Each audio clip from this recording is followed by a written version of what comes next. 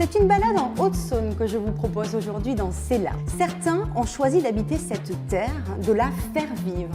L'occasion pour eux de se réinventer et parfois même de changer de métier, avec une envie, donner du sens à leur travail et à leur territoire. Des héros des temps modernes? Vous ferez votre idée, hein, regardez, c'est là. On l'a dit rurale, reculée, certains diront même qu'elle est déconnectée. Pourtant, derrière le cliché, la Haute-Saône regorge d'acteurs qui l'ont fait évoluer et qui la transforment au quotidien. Ils ont fait le pari de vivre ici et de faire vivre leur territoire. Sur la route de l'Ancre, en quittant Vesoul, nous plongeons dans cette Haute-Saône rurale et populaire, un peu à l'écart des sentiers battus. Certains sont arrivés là par hasard, d'autres ont grandi ici, sur ces terres agricoles en pleine mutation. Ils sont devenus paysans, boulangers, éleveurs, truffiers, brasseurs.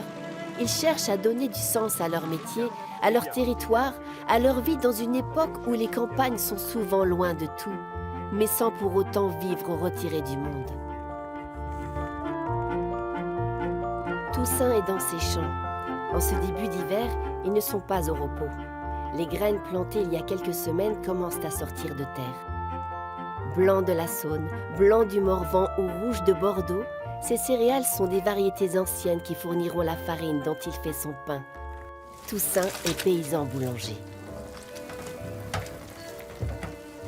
Pour faire du bon pain, il faut à la base un bon blé, du blé qui a du goût. Donc j'ai voulu maîtriser la filière complète, on peut dire. Ça permet de ne pas passer par des intermédiaires. Quand on est agriculteur, d'habitude, on fait pousser et après on s'occupe plus de rien. On amène la récolte à des grossistes et eux s'occupent de la revendre à d'autres qui vont la transformer, qui vont la revendre à d'autres qui vont encore faire du pain avec. Et là, du coup, chacun prend sa part et il n'y a plus rien pour l'agriculteur qui a fait pousser à la base le blé. Sylvie, sa mère, est associée à l'exploitation. Elle l'aide dans ses après-midi de façonnage. La ferme est dans la famille depuis 4 générations. Ses parents faisaient du lait. Toussaint, lui, a décidé d'utiliser les céréales de la ferme pour faire de la farine et le pain. Il souhaite maîtriser toute la chaîne de fabrication. Il a construit lui-même son four à pain avec un ami. Pour trier les graines, il a récupéré une vieille trieuse manuelle sur laquelle il a greffé un moteur de machine à laver. Et puis, il s'est équipé de ce petit moulin. Chaque année, il produit à la ferme 7 tonnes de farine. T'en as beaucoup de campagnes aujourd'hui? Une trentaine. Il y a pas mal d'engrais pour compléter le four. On va se dépêcher. On sent quand même que le blé est à peine assez mûr. Ah, il y a toujours ce problème de... Quand on dit qu'il ne faut pas l'utiliser avant Noël, On est encore trop tôt. c'est encore un peu trop tôt, oui. Faut l'apprivoiser, cette pâte. C'est ça, il faut réapprendre. Ah.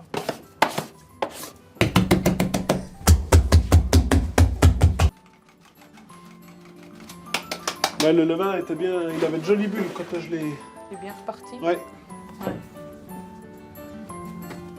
Ici, tout est produit en bio, ce qui impose d'être très attentif à chaque fournée. La farine n'est pas standardisée, c'est une matière vivante. Tous ces gestes, Toussaint a dû les apprendre. Pour lui, reprendre la ferme était tout sauf une évidence. Il a fait l'école hôtelière, puis est parti travailler plusieurs années au Canada. Et puis un jour, Sylvie a reçu une bonne nouvelle. Son fils avait choisi de retrouver le travail de la terre. Quand un jour, par Skype, ça fait drôle, on a son fils sur l'écran qui dit « S'il y a une place sur la ferme pour moi, est-ce que je peux revenir à des milliers de kilomètres ?» Waouh! Ouais. Je crois qu'on peut dire que c'était pas paysan de père en fils. Non, il n'était pas prédestiné du tout à l'agriculture. Il a redécouvert en fait l'importance de la terre. Pendant 9 mois, Toussaint est retourné à l'école. Il a appris à moudre, à pétrir, à façonner et à faire cuire le pain de sa ferme. Il était paysan, il est aussi devenu boulanger. Ça a été surtout un grand dynamisme sur la ferme. Nous, on arrivait un peu à la cinquantaine. Bon, voilà. On s'use, on fatigue, on est dans le train-train. C'était une envie de donner du sens, mon activité de paysan boulanger. Il n'y avait plus de commerce au village depuis plus de 50 ans. La Haute-Saône a perdu un tiers de sa population entre la fin du 19e et l'aube des 30 Glorieuses. Durement touchée par l'exode rural, l'agriculture a été confrontée à la concentration des exploitations. Il y avait 5 enfants dans la maison. Bah oui. Et puis, c'est toi le seul qui a décidé de rester. Pourquoi? Bah je sais pas, je me plais ici, j'ai passé toute mon enfance ici, jusqu'à maintenant. Il faut produire plus, pas forcément mieux, avec moins de paysans à l'image de ce qu'il s'est passé dans le reste du pays. C'est sûrement aussi le défi relevé par Toussaint. Défendre une agriculture à taille humaine qui prend en compte l'environnement et ceux qui en vivent. Un monument symbolisant la mort des producteurs laitiers de la région. Pourtant, ce département, malgré sa réputation agricole, a connu une industrialisation précoce et importante. Nous fabriquons sans un oracle. Les houillères de Ronchamp, les fabriques textiles, les usines Peugeot, c'est tout un maillage industriel qui a souffert de la crise et qui continue à souffrir aujourd'hui. Il y avait combien de bistrots dans le temps? Il y a de commerce? Quand vous voyez tout, les boucheries, tout ce qui est fermé, il n'y a plus rien. Cacaillerie, tout est fermé. Il n'y a plus rien. Non au licenciement d'André Spallon, non à l'arbitraire patronal, non à une justice de classe. C'est peut-être partir de plancher les mines. Bah oui, il n'y a pas grand-chose à faire, parce qu'on dit faire un boulot c'est zéro, en tout. Pour aller où? C'est le service Minitel de la région, aujourd'hui sage. Avec son clocher comtois à l'Impérial, Lavigné est un petit village typique de la Haute-Saône. Le tissu économique y est resté très vivant. On y trouve encore une coopérative laitière, des paysans évidemment, et un brasseur. Alexandre est un enfant du pays. Il est parti vivre à Paris puis à La Rochelle. Un jour, avec sa compagne, il a décidé de rentrer au village pour monter sa propre microbrasserie. Sa mère Evelyne habite à 2 pas. Elle est venue l'aider pour l'embouteillage. J'ai commencé dans des petites gamelles. C'était vraiment pas buvable au début, on a tout jeté. Puis au fur et à mesure des essais, c'était de plus en plus buvable. Puis voilà, il y a un moment donné où effectivement c'était plutôt bon. Quand j'ai démarré, j'ai quand même bénéficié aussi d'un climat dans le village qui était déjà assez fort. Déjà de l'image du patelin. Et puis, en fait, voilà, il y a une coop, après il y a un brasseur, après ça appelle aussi d'autres activités. En fait, voilà, quand les gens cherchent des choses où s'installer ou à faire des choses, c'est un argument en plus, quoi. Enfin, il y a déjà des gens qui sont là.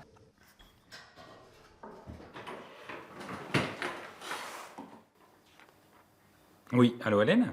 Moi j'ai un petit souci, je dois livrer à Chersen les bières de Noël pour qu'elles partent à Paris. J'emmène pas mal de cartons, j'aurais vraiment besoin du camion. Ouais, je vais venir maintenant, ouais. Les déchets du brassage ne sont évidemment pas jetés. Ils repartent comme dans une économie circulaire pour produire mieux en réduisant les impacts. Ils serviront à nourrir les cochons. C'est ce que voulait Alexandre. Faire vivre son village en développant son activité ici, chez lui. Avoir du temps pour ses enfants et surtout que Lavigné ne se transforme pas en cité dortoir. On a tous compris que de toute façon, l'activité de l'un dépendait aussi de l'activité de l'autre, quoi. Ça veut dire qu'on n'a pas du tout intérêt qu'il y en ait un qui se casse la figure à côté de nous, dans ce village, et qu'on a plutôt intérêt à s'entraider, quoi. Donc, plus il y a des choses qui peuvent être mutualisées, plus ça va consolider ces petites activités-là, quoi.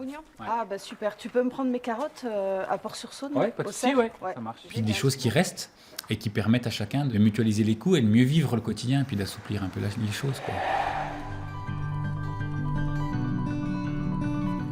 Hélène est la maraîchère de Lavigné. Elle s'est installée sur cette pâture à vaches il y a 6 ans avec mari et enfants, en partant de rien, ou presque, pour créer son exploitation qu'elle a tout simplement appelée les Jardins d'Hélène.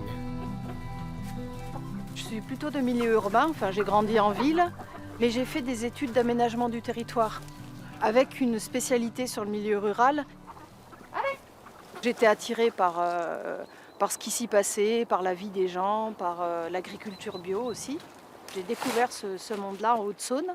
Et puis j'ai fait le choix, quand j'ai eu mes enfants, de changer de métier, changer de vie, parce que je ne les voyais pas grandir. Et j'avais envie, en même temps que de me lancer dans l'agriculture, aussi avoir une autre vie de famille. Donc c'est ça qui m'a motivée à faire une formation agricole, puisque j'avais quand même pas beaucoup de base, j'ai jamais vu mes parents jardiner. Avant de s'installer et après sa formation de 9 mois, Hélène a travaillé durant 3 ans chez d'autres maraîchers de la région pour continuer à apprendre. Son métier est exigeant. Les variétés et les techniques sont très nombreuses en maraîchage, surtout en bio. Il faut savoir tout anticiper dans le soin des fruits et des légumes. Moi, j'ai choisi de faire pousser des légumes qui nous permettent à la fois de manger nous, donc pour la famille, et de vendre à des gens qui avaient pas de jardin, qui avaient besoin de légumes pour la semaine. Donc c'est très diversifié, il y a de tout. Enfin, selon les saisons, on cultive une 60aine de variétés de légumes qui sont proposées chaque semaine à la vente. C'est pas un métier facile parce que c'est très physique. Dans tous les métiers agricoles, c'est presque le plus physique parce qu'on fait beaucoup de choses à la main. On est quand même souvent baissé pour récolter, pour biner, pour entretenir. Mais je crois que quand on a choisi sa voie et son métier, ça passe mieux, quoi.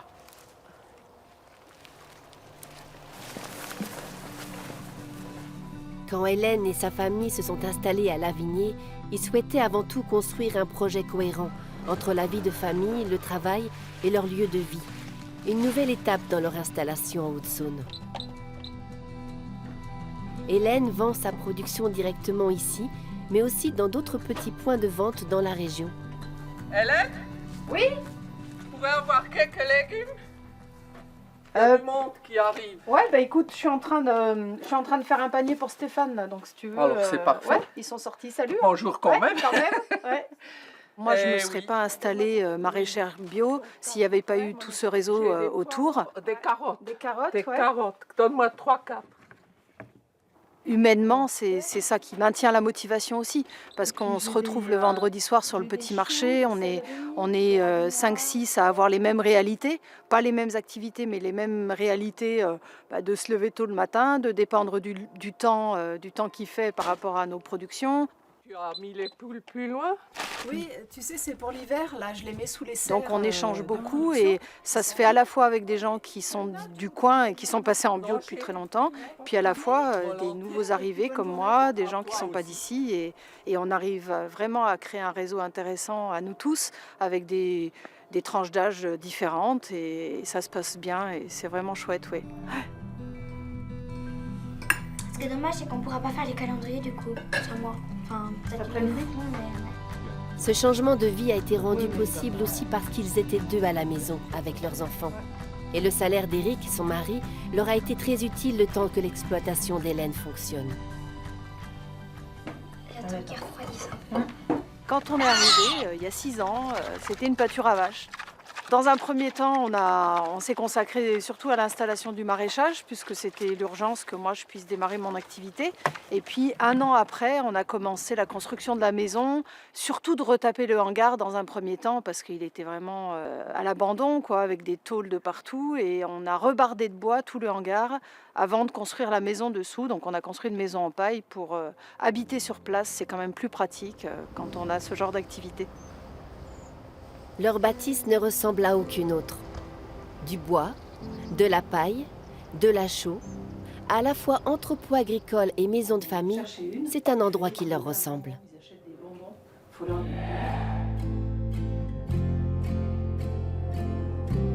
Sur les coteaux de Noroy-les-Jussés, quelques kilomètres plus au nord, pousse une truffière.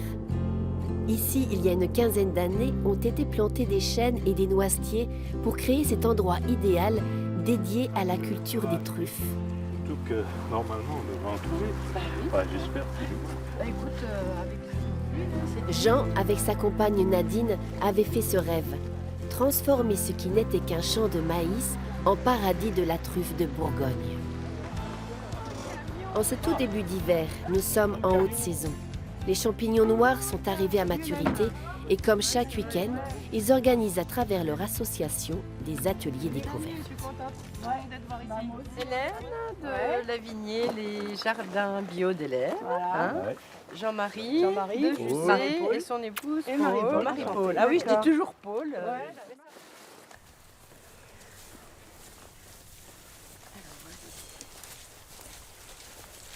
Bon, en fait, la truffière, elle date de 2004. On a mis un peu toutes les essences. On est passé par le chêne, le noisetier, etc. C'est un chêne particulier? C'est une Ou variété non, de bah, chêne c'est un chêne particulier? commun. Parce que la truffe, comme tout champignon, elle part des souches, enfin de la racine. Oui, au départ, elle, même vers le tronc. Ouais. Et puis, Ouais. plus les racines se développent, plus la truffe, on la retrouve sur l'extérieur par rapport au fût. On peut en trouver là, on peut lui demander d'y aller là tout de suite. Oui, hein oui. T'as envie de chercher un peu, hein? Tu cherches. Allez, allez, on cherche. Allez, va vite, va chercher. Allez, tu cherches. Allez, on cherche. C'est bien, cocotte, c'est bien. On va chercher, cocotte, hein? Allez, viens. Je comprends plus. Oui, c'est bien. C'est bien, tu cherches, hein? Tu cherches. T'en as une là? Oui. Alors? Où elle est? Alors, cocotte? Elle est là? Viens voir, tu regardes. Je regarde. C'est moi qui regarde. Elle les mangerait pas? Si, elle est longue. Ah, elle les mange. Regarde, j'ai vu un petit embryon là, non? Ah oui, Regarde. t'as raison. Pascal, c'est une bonne Je chercheuse. vais t'emmener, moi. Pascal, C'est bien, c'est bien. pas gros du tout, mais des fois, elle nous trouve des têtes d'épingle. Ouais, c'est bien.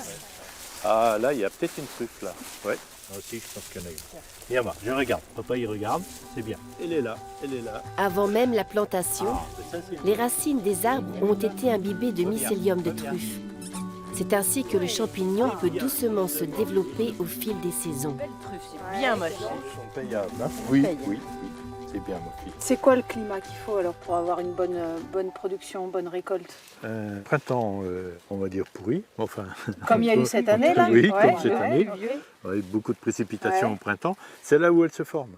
Puis des précipitations en été. C'est en été qu'elles se développent. Mais ça n'a pas été le cas là cette année quand même. Les truffes sont là. Par contre, elles sont moins grosses que prévu. D'accord. Du fait qu'il y a eu un peu moins d'eau en été. Alors, la période trouves que estivale. ça sent comment? Ah bah ça sent comme quand tu l'as en bouche quoi. La noisette. Ah oui, mais quand ça même, sent vraiment, non, ça sent pas mal la terre. Là. Ouais, mais on retrouve quand même ce que tu as en bouche, cette petite odeur. Et là, elles sont goût de mûres. noisette.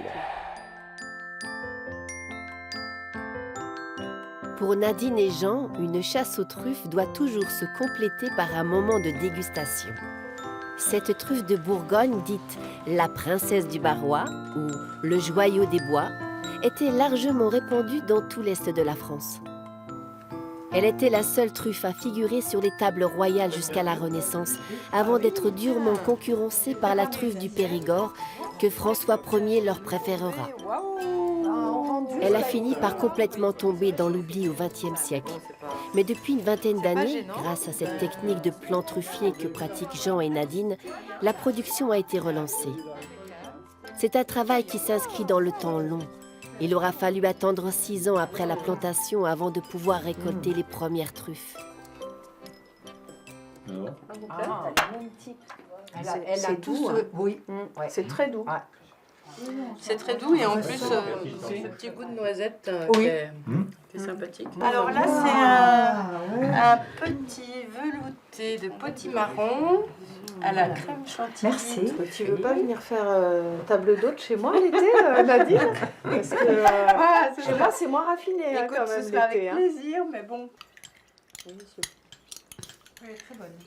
Très bonne. Le mélange petit marron truffe et merci Nadine. Mais de rien.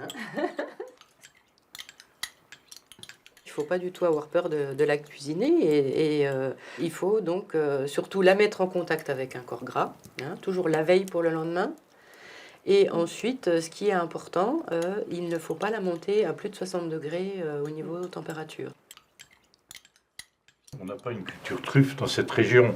Par contre, dans les années 1880, on récoltait 40 tonnes de truffes en Haute-Saône, il faut le savoir. Et cette truffe-là, elle allait à Paris. C'était pas la truffe du Périgord, c'était notre truffe qui... Oui. Bah, déjà, le transport de la truffe pour aller à Paris, c'était beaucoup plus court que de Sarlat ou Périgueux. Et on connaissait sur Paris que notre truffe, la truffe de Bourgogne. Mais on a perdu cette tradition, on a perdu cette culture truffe. Donc on voudrait essayer de la faire ressortir. C'est pour ça qu'on veut partager aussi ce que l'on aime. C'est important. C'est important.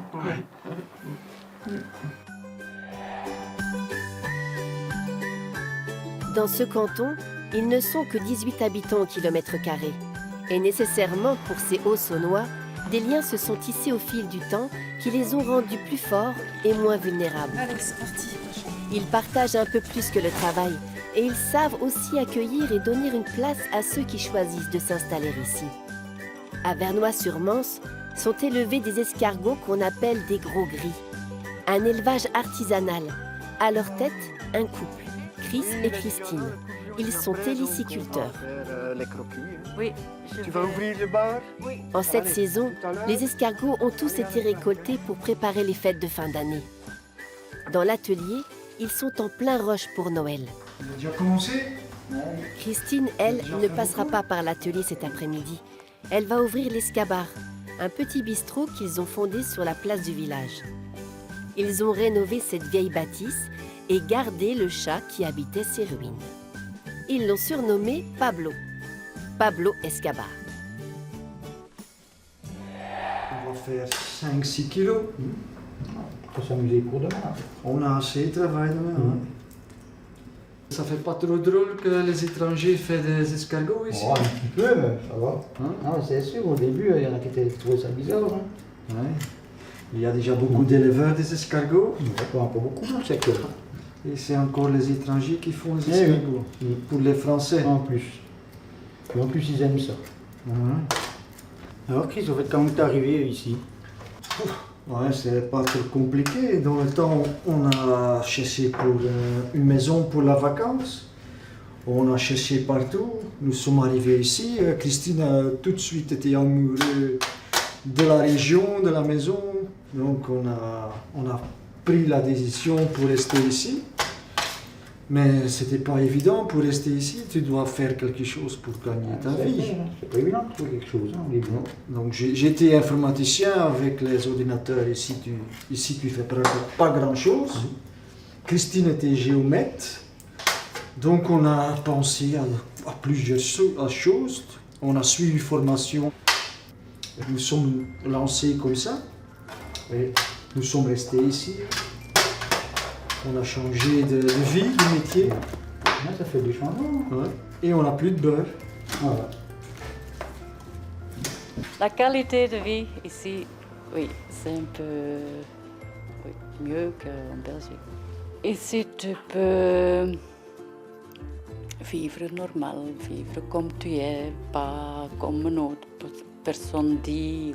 Oui, c'est un peu comme ça. Un peu caché, un peu...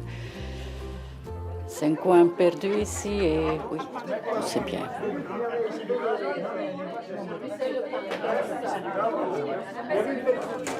Ça à manger ici. Des farines un peu adaptées pour les escargots. Oui, je pensais que vous plantiez plein de salade. On mange que de farine. Mais je me dis, mais comment font-ils? Une fois qu'ils sont tués et nettoyés, on met dans une courbillon. Et après, on fait la farce et on farcit. Ail, persil, le reste on ne dit pas. C'est secret, ça. Wow, super! Sans chaud!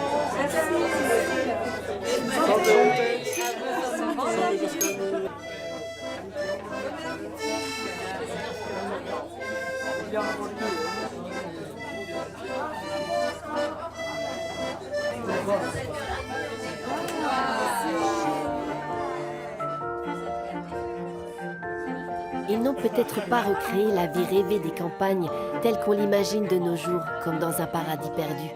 Cette campagne n'existe plus.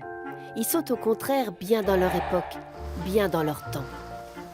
On espère, je ne sais pas si on y arrivera ou si être un peu des moteurs pour permettre aux gens d'avoir l'envie de créer quelque chose, quoi, qu'ils se disent que c'est possible et qu'ils ne seront pas tout seuls. C'est pas parce qu'on est dans un endroit qui est très peu peuplé qu'on est tout seul. Et au contraire, même si on n'est pas beaucoup, on va se serrer les coudes et on va essayer d'avancer ensemble.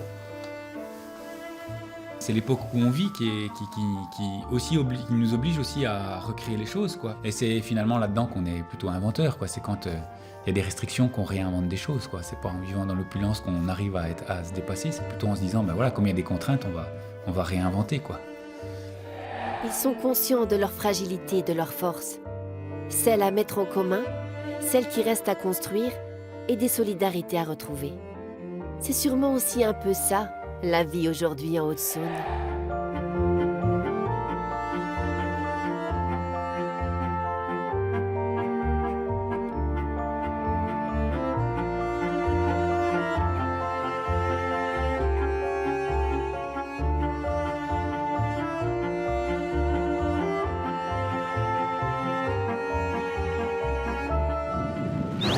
Je ne sais pas vous, mais moi je dis chapeau. Allez donc les voir au détour d'une balade.